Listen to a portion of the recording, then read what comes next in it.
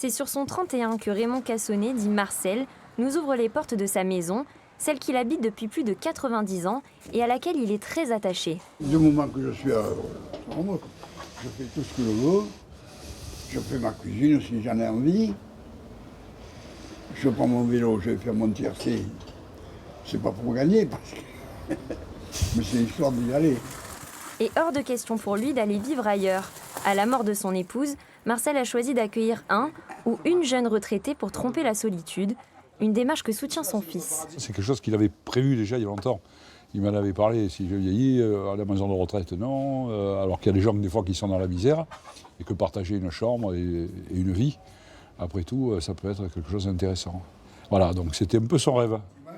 Échapper à la maison de retraite autant que possible. Alors il y a quelques semaines, Marcel et Richard ont posté une annonce sur les réseaux sociaux pour trouver de la compagnie. Une présence de la même génération pour éviter les trop grands écarts de rythme, en contrepartie d'une chambre et d'un petit jardin. Trouver une alternative à la maison de retraite devient l'enjeu des nouvelles générations de seniors. Ici, à Bègles, un projet d'habitat coopératif verra le jour dans 2 ans. Le projet est pas tout neuf, puisque ça fait déjà 13 ans que nous travaillons dessus.